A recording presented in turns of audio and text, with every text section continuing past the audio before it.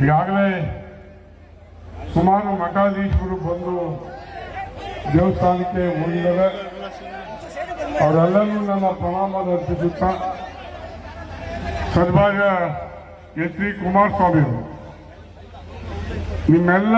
ನಮ್ಮೆಲ್ಲರ ನಾಯಕರು, ಹೆಣ್ಮಕ್ಳು ಮತ್ತು ಯುವಕರ ಕಣ್ಮಣಿಯಾದ ಕೇಂದ್ರ ಸಚಿವರು ಸನ್ಮಾನ್ಯ ಎಚ್ ಡಿ ಕುಮಾರಣ್ಣವರೇ, ಹಾಗೆ ನಮ್ಮ KM ನಾಗರಾಜು ಹಿರಿಯ ರಾಜಕಾರಣಿ, ಕಾಂಗ್ರೆಸ್ಸಿನ ಪ್ರಧಾನ ಕಾರ್ಯದರ್ಶಿಯಾಗಿ ಕೆಲಸ ನಿರ್ವಹಿಸಿರುವ KM ನಾಗರಾಜ್ ಅವರೇ, ಹಾಗೆ ದೊಡ್ಡಘಟ್ಟ ಚಂದ್ರಶೇಖರ್ ಅವರೇ, ನಮ್ಮ ನಿಂಗಪ್ಪನವರೇ, ನಾಗರಾಜ್ ಅವರೇ, ರಾಜೀವ್ ಅವರೇ, ವಿಶ್ವಣ್ಣ ಅವರೇ, ವೆಂಕಟೇಶ್ ಅವರೇ, ಮಾಲಿಂಗಪ್ಪನವರೇ, ನಮ್ಮ ಹಿರಿಯರಾದ ಕೆಂಪಣ್ಣವರೇ, ಕುಮಾರ್ ಅವರೇ, ಡಾಕ್ಟರ್ ನಂಜಪ್ಪನವರೇ, ನಮ್ಮ ಲೀಲಾವತಿ ಅವರೇ, ವೇದಿಕೆ ಎಲ್ಲ ನನ್ನ ಹಿರಿಯ ಕಿರಿಯ ಮಿತ್ರರೇ, ಸ್ನೇಹಿತರೆ, ಈ ಸಭೆಯಲ್ಲಿ ಬಹಳ ಸಮಯದಿಂದ ಕಾಯ್ತಿರ್ತಕ್ಕಂಥ ಎಲ್ಲ ನನ್ನ ತಾಯಂದಿರೇ, ಭಕ್ತ ಮಹೇಶ್ವರೇ, ಯುವಕ ಮಿತ್ರರೇ, ಅಕ್ಕಪಕ್ಕದ ಗ್ರಾಮದ ನನ್ನ ಬಂಧು ಮತ್ತು ಭಗಿನಿಯರು,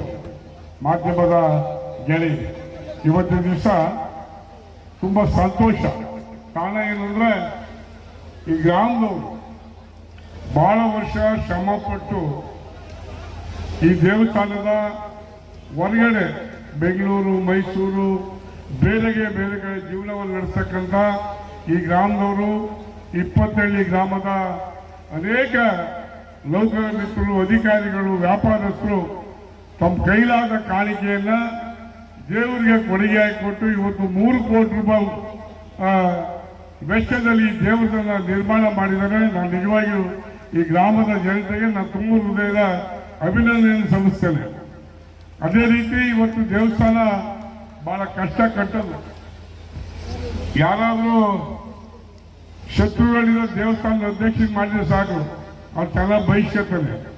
ಯಾಕೆಂದ್ರೆ ಬೇಗ ಮುಗ್ಸಕ್ಕಾಗೋದಿಲ್ಲ.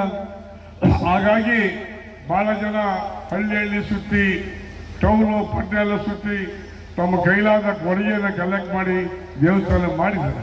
ನಾವೆಲ್ಲ ದೇವ್ರ ನಂಬಿ ಜೀವನ ಮಾಡಬೇಕು, ಮತ್ತೆ ಯಾವುದು ಇಲ್ಲ.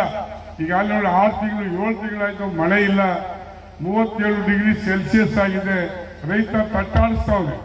ಎಲ್ಲೋ ಒಂದ್ ಕಡೆ ಇವತ್ತು ಲಿಂಕ್ ಕ್ಯಾನಲ್ ಬಗ್ಗೆ ಮಾತಾಡಕ್ಕೆ ನಾನು ಬಯಸಲ್ಲ. ಕಾರಣ ಕೇಂದ್ರ ಸಚಿವ ಕುಮಾರ ಇರೋದ್ರಿಂದ ನನ್ನ ಬಗ್ಗೆ ನಾನು ಮಾತಾಡೋದಿಲ್ಲ. ಯಾವ್ದಾರ ವೇದಿಕೆಯಲ್ಲಿ ಬಹಳಷ್ಟು ಮಾತಾಡಿದ್ದೀನಿ. ಇವತ್ತು ಏನು ಈ ದೇವಸ್ಥಾನ, ಇವತ್ತು ದೇವಸ್ಥಾನ ಕಟ್ಟಿರೋದು ಕಲ್ಲಿಂದಲೇ, ಮೆಟ್ಲು ಮಾಡಿರೋದು ಕಲ್ಲಿಂದಲೇ, ದೇವ್ರು ಮಾಡಿರೋದು ಕಲ್ಲಿಂದೆ. ಹಾಗೆ ಮೆಟ್ಲು ಮಾಡ್ಬೇಕಾದ್ರೆ ಒಂದು 2-3 ಸರಿ ಪೋಕ್ ಮಾಡಿದ್ರೆ ಸಾಕು, ಮೆಟ್ಲಾಯ್ತದೆ. ಕಲ್ಲು ಕಟ್ಟಬೇಕಾದ್ರೂ ಅಷ್ಟೇ ಒಂದು 5-6 ಸರಿ ಪೋಕ್ ಮಾಡಿದ್ರೆ ರೈಸ್ಬರ್ತದೆ. ಆದ್ರೆ ದೇವ್ರು ಮಾಡ್ಬೇಕಾದ್ರೆ ಲಕ್ಷಾಂತರ ಉಳಿಯೇಟನ್ನ ಆ ದೇವ್ರು ತಿನ್ಬೇಕಾಗ್ತದೆ. ಹಂಗೆ ನಮ್ಮ ಕುಮಾರಣ್ಣ ಸತತವಾಗಿ 3 ಬಾರಿ ಆರೋಗ್ಯದಲ್ಲಿ ಏರುಪೇರಾದರೂ ಸಹ ತಮ್ಮೆಲ್ಲರ ಆಶೀರ್ವಾದದಿಂದ ಇವತ್ತು ನಮ್ಮ ಮನ್ ಕೂತಿರೋದೆ ನಮಗೆ ಧನ್ಯವಾದ. ಆ ಜಗನ್ಮಾತೆಯಲ್ಲಿ ನಾನು ಕೇಳ್ಕೊಳ್ಳೋದು ಇಷ್ಟ, ಆ ಅಪ್ಪನಿಗೆ ಆರೋಗ್ಯ ಕೊಡ್ಲಿ, ಈ ರಾಜ್ಯದಲ್ಲಿ ಮತ್ತೊಮ್ಮೆ ಮುಖ್ಯಮಂತ್ರಿ ಆಗಿ ನಾವೆಲ್ಲರೂ ನೋಡೋ ಸೌಭಾಗ್ಯನ ಕಲ್ಪಿಸಬೇಕು ಅಂತ ಹೇಳಿ ಭಗವಂತನಲ್ಲಿ ನಾನು ಪ್ರಾರ್ಥನೆ ಮಾಡ್ತೇನೆ. ಇವತ್ತು ದಿವಸ ಅವ್ರಿಗೆ ಬಹಳ ತುರುವೇಕೆರೆ ತುಂಬಾ ಅಭಿಮಾನ. ದೇವೇಗೌಡರಿಗೆ, ಕುಮಾರನಿಗೆ ತುರುವೇಕೆರೆ ಅಭಿಮಾನ. ಈ ತಾಲೂಕಲ್ಲಿ ಒಂದೊಂದ್ಸರಿ ಗೆದ್ದಪ್ಪ ಎಲ್ಲ ಮಾಜಿ ಆಗಿದ್ದಾರೆ, ನಾನು ಅವ್ರ ಬಗ್ಗೆ ಗೌರವದಿಂದ ಮಾತಾಡ್ತೀನಿ. ಆದರೆ ಕುಮಾರಣ್ಣ ಮತ್ತೆ ದೇವೇಗೌಡರ ಆಶೀರ್ವಾದದಿಂದ ನೀವು ನನ್ನನ್ನು 4 ಸಾರಿ MLA ಆಗಿ ಮಾಡಿದ್ದೀರಿ. ನಾನು ನಿಮಗೆ ತುಂಬಾ ಆಭಾರಿಯಾಗಿದ್ದೇನೆ. ಇದಕ್ಕೆಲ್ಲವೂ ಸಹ ಕಾರಣ ಸನ್ಮಾನ್ಯ ದೇವೇಗೌಡರು ಕುಮಾರಣ್ಣವರ ಕೊಡುಗೆ ಅಂತ ಈ ಸಂದರ್ಭದಲ್ಲಿ ಹೇಳಕ್ ಬಯಸ್ತಾ, ಬಂಧುಗಳೇ, ಇವತ್ತು ಬರುವ ಕುಮಾರಣ್ಣ ಹೇಳ್ತಾ ಇದ್ರು, ನಾಮಂಗಲ ಬಾರ್ನಲ್ಲಿ ಒಂದು ಫ್ಯಾಕ್ಟ್ರಿ ಮಾಡಬೇಕು, ಒಂದು 25,000 ಜನಕ್ಕೆ ಕೆಲಸ ಕೊಡಬೇಕು ಅಂತ ಅಪಾರವಾದ ಕಾಳಜಿ ಅವರಿಗಿದೆ.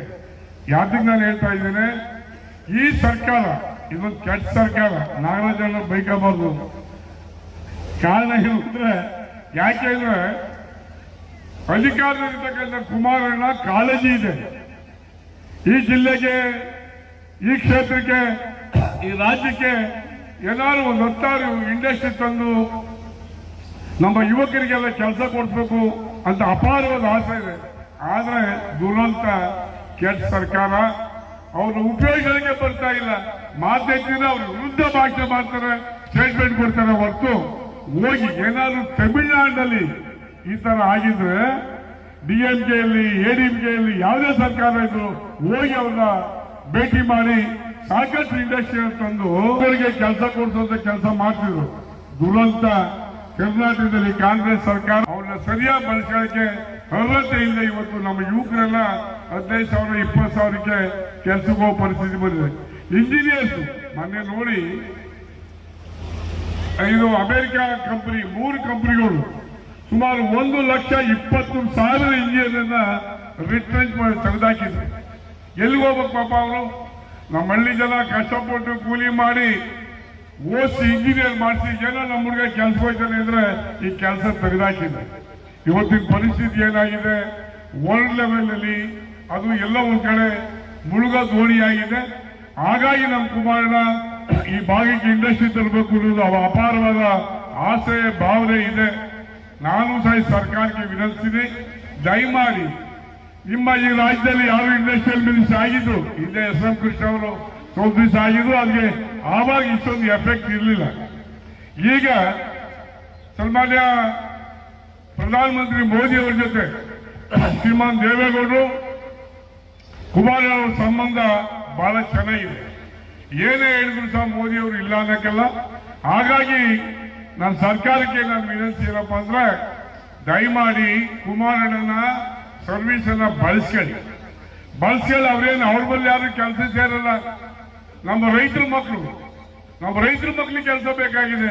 ಆ ಕೆಲಸನ ಕುಮಾರಣ್ಣ ಮಾಡ್ತಾರೆ. ದಯಮಾಡಿ ಅವ್ರನ್ನ ಬಳಸಬೇಕು ಅಂತ ಈ ಸಂದರ್ಭದಲ್ಲಿ ಹೇಳಕ್ ಬಯಸ್ತಾ, ಏನು ಸನ್ಮಾನ್ಯ ಕುಮಾರಣ್ಣವರು ನನಗೆ ನಿನ್ನೆ ಬೆಳಗ್ಗೆ ನಮ್ಮ ಸಚಿವ ಫೋನ್ ಮಾಡಿದ್ರು ಬರ್ತೀವಿ ಅಂತ. ಹಾಗಾಗಿ ನಾವು ಇದರಲ್ಲಿ ನಾನು ಸಹ ಈ ದೇವಸ್ಥಾನ ಕಟ್ಟಲಿಕ್ಕೆ ಸುಮಾರು 10 ಲಕ್ಷ ರೂಪಾಯಿ ದೇಣಿಗೆನ ಕೊಟ್ಟಿದ್ದೀನಿ. ನಾನು 50,000 ರೂಪಾಯಿ ಕ್ಯಾಶನ್ನು ಕೊಟ್ಟಿದ್ದೀನಿ. ಹೀಗಾಗಿ ದೇವಸ್ಥಾನ ನಮ್ಮ ಪೀಳಿಗೆ ಮುಂದಿನ ನಾವು ಇನ್ನವರು ಕಟ್ಟಿದ್ದು ಹಳೆ ದೇವಸ್ಥಾನ ನೋಡಿದ್ದೀನಿ, ಇಲ್ಲ ಅಂತಲ್ಲ. ಇವತ್ತು ಅವರೆಲ್ಲರೂ ಕೊಟ್ಟಂತ ಕೊಡುಗೆ ಆ ದೇವಸ್ಥಾನದ ತುಂಬಾ ಮಾಡರ್ನ್ ಆಗಿ ತುಂಬಾ ಚೆನ್ನಾಗಿ ಕಟ್ಟಿದ್ದಾರೆ. ಸಮಾಜ ಎಲ್ಲ ಒಂದ್ ಕಡೆ ದಿಕ್ಕು ತಪ್ತಾ ಇದೆ. SLC PUC ಮಾಡ್ಕೊಂಡಂತ ಮಕ್ಕಳು ಹಳ್ಳಿನಲ್ಲಿ ಆನ್ಲೈನು ಅದಕ್ಕೆ ಇದಕ್ಕೆ ಟೈಮ್ ವೇಸ್ಟ್ ಮಾಡಿ ಹಾಳಾಗ್ತಾ ಇದ್ದಾರೆ. ಅದು ಬೇಡ. ಎಲ್ಲ ಒಂದ್ ಕಡೆ ದೇವ್ರ ಸನ್ನಿಧಿ ತಗೊಂಡೋಗ್ಬೇಕು, ಜನನ ದೇವ್ರ ಕಡೆಗೆ ಅಟ್ರಾಕ್ಟ್ ಮಾಡಬೇಕು, ತನ್ಮೂಲಕ ಜನರಲ್ಲಿ ಒಳ್ಳೆ ಭಾವನೆ ಬೆಳಿಬೇಕು, ಒಳ್ಳೆ ಹಿತ ಬೆಳಿಬೇಕು ಅಂತ ನಾನು ಬೆಳಗ್ಗೆ ಒಂದು ಆರ್ಟಿಕಲ್ ಓದಿದೆ, ತುಂಬಾ ಖುಷಿ ಆಯ್ತು. ಒಬ್ಬ ಹೆಣ್ಣು ಮಗಳು ಬೆಳಗ್ಗೆ ಎದ್ದು ಕೂಲಿ ಮಾಡುದು, ಸಾಯಂಕಾಲ ಮುಸ್ಲಿಂ ಅತ್ಯಂತ ಕಡು ಬಡವರ ಮಗಳು 92% SLC ಪಾಸ್ ಮಾಡಿದ್ದಾಳೆ ಅಂದ್ರೆ ನಾನು ಅವ್ರಿಗೆ ಫೋನ್ ಮಾಡಿ ಹೇಳಿದೆ, ನಮ್ಮ ಕುಮಾರ್ ಅಂತ ಹೋಗಮ್ಮ, ನಿಮಗೆ ಸಂಪೂರ್ಣವಾದ ಎಜುಕೇಶನ್ ಫೆಸಿಲಿಟೀಸ್ ಅವ್ರು ಕೊಡ್ತಾರೆ ಅಂತ ನಾನು ಅಮ್ಮನಿಗೆ ಫೋನ್ ಮಾಡಿದೆ. ನನ್ನ ಹತ್ರಲ್ಲೂ ಬಾ, ನನ್ನ ಕೈಲಾಸ ಸಹಾಯ ಮಾಡ್ತೀನಿ ಅಂತ ಹೇಳ್ತೀನಿ. ಕುಮಾರಣ್ಣವ್ರ ಯಾಕೆ ನಮ್ಮ ಹೆಣ್ಮಕ್ಳು ನೆನಿಬೇಕು ಅಂದ್ರೆ 5 ಗಂಟೆ ಮೇಲೆ ಹಳ್ಳಿಗೆ ಹೋಗಕ್ಕಾಗ್ತಿರ್ಲಿಲ್ಲ. ಎಡಗಡೆ ಪಾಕೆಟ್ನಲ್ಲಿ 3 ಪಾಕೆಟ್ ಸರಾಯಿ, ಬಲಗಡೆ ಪಾಕೆಟ್ನಲ್ಲಿ 3 ಪಾಕೆಟ್. ನಮ್ಮ ಅಕ್ಕಂದಿರಿಗೆಲ್ಲ ಗೊತ್ತಿದೆ ಆ ಕತೆ ಏನು ಅಂತ. 6 ಗಂಟೆ ಮೇಲೆ ಊರಿಗೆ ನಾವೇ ಹೋಗಕ್ಕಾಗ್ತಿಲ್ಲ. ಅಂತ ಪರಿಸ್ಥಿತಿನ ಜೊತೆಗೆ ಸರಾಯನ್ನ ರದ್ದು ಮಾಡಿದಂತ ಕೀರ್ತಿ ಸನ್ಮಾನ್ಯ ಕುಮಾರಣ್ಣಗೆ ದಯಮಾಡಿ ಹೆಣ್ಮಕ್ಳು ಅರ್ಥ ಮಾಡ್ಕೋಬೇಕು. ಹಾಗೆ ಲಾಸ್ಟ್ ಇವತ್ತು ನಾವು ನೋಡ್ತೀವಿ ಆನ್ಲೈನಲ್ಲೆಲ್ಲ ಆಟ ಆಡಿ ಡಿಗ್ರಿ ಮಾಡಿದವರು, ಡಾಕ್ಟರು, ಇಂಜಿನಿಯರ್ಸ್ ಸೂಸೈಡ್ ಮಾಡ್ಕೊಳ್ತಾರೆ ಸಾಲ ಮಾಡ್ಕೊಂಡು. ಅವತ್ತು ಸಹ ನಾವು ಮಳವಳ್ಳಿ ತಾಲೂಕು ಮೂಳೆ ಅಂತ ಗ್ರಾಮದಲ್ಲಿ ನಾನು ಕುಮಾರನ ಜೊತೆ ವಾಸ್ತವ್ಯ ಮಾಡಿದ್ವಿ. ಮೂಳೆ ಅಂತ ಗ್ರಾಮ, ಆಯ್ತು ಮೂಳೆ ಅಂತ ಗ್ರಾಮ ವಾಸ್ತವ್ಯ ಮಾಡಿದ್ವಿ. ಅವತ್ತು ಒಂದು ಮನವಿ ಕೊಟ್ಟರು ಅವರ ಹೆಣ್ಮಕ್ಳು, ನಮ್ಮ ಮಗ ನಮ್ಮ ಯಜಮಾನರು ಲಾಟ್ರಿ ತಗೊಂಡು ಹಾಳಾಗ್ತಾ ಇದ್ದಾರೆ, ಜೀವನ ಮಾಡಕ್ ತೊಂದರೆ ಆಗ್ತದೆ ಹೇಳಿದಾಗ ನೆಕ್ಸ್ಟ್ ಕ್ಯಾಬಿನೆಟ್ ಅಲ್ಲಿ ಧೈರ್ಯ ತಗೊಂಡು ಆ ಲಾಟ್ರಿನ ಬ್ಯಾನ್ ಮಾಡಿದ್ರು. ಅರ್ಥ ಮಾಡ್ಕೋಬೇಕು. ಅವ್ರು ಕೊಟ್ಟಂತ ಕೊಡುಗೆ ಇವತ್ತು 25,000 2 ಲಕ್ಷದವರೆಗೆ ಸಾಲ ಮನ್ನಾ ಮಾಡಿದ್ರು. 2 ಲಕ್ಷದವರೆಗೆ ಸಾಲ ಮಾಡಿದ್ರು ರೈತರಿಗೆ. ಈ ಸರ್ಕಾರ ಮಾಡಿಲ್ಲ, ಯಾವ ಸರ್ಕಾರನೂ ಮಾಡಕ್ಕಾಗಿಲ್ಲ. ಒಬ್ಬ ದೇವೇಗೌಡರು ಸಣ್ಣ ರೈತನ ಮಕ್ಕಳು, ಅವ್ರ ಮಗ ಕುಮಾರಣ್ಣ ರೈತನ ಮಗ. ಹಾಗಾಗಿ ರೈತರ ಬಗ್ಗೆ ಹೆಚ್ಚು ಕಾಳಜಿಯನ್ನು ಹೊಂದಿರತಕ್ಕಂಥ ಏಕೈಕ ರಾಜಕಾರಣಿ, ಏಕೈಕ ಮುಖ್ಯಮಂತ್ರಿ ಈ ರಾಷ್ಟ್ರದಲ್ಲಿ. ನಾನು ಈ ರಾಜ್ಯ ಕೇಳ್ತಾ ಇಲ್ಲ, ಈ ರಾಷ್ಟ್ರದಲ್ಲಿ ಇದ್ರೆ ಸನ್ಮಾನ್ಯ ಕುಮಾರಣ್ಣ ಅಂತ ಘಂಟಾಘೋಷವಾಗಿ ನಾನು ಹೇಳಕ್ ಬಯಸ್ತೀನಿ. ಬಂಧುಗಳೇ, ಅವ್ರಿಗೆ ಸಮಯ ಆಗಿದೆ, ಭಾಷಣ ಸಾಕು ಅಂತ ಹೇಳಿ ತಮ್ಮೆಲ್ಲರಿಗೂ ಹೊಂದಿಸಿ ಆ ಜಗನ್ಮಾತೆ ತಮಗೆಲ್ಲ ಒಳ್ಳೇದು ಮಾಡಲಿ ಅಂತ ಹೇಳಿ ನಾನು ಮಾತು ಮುಗಿಸ್ತೇನೆ. ಜೈ ಹಿಂದ್, ಜೈ ಜಗನ್ಮಾತೆ.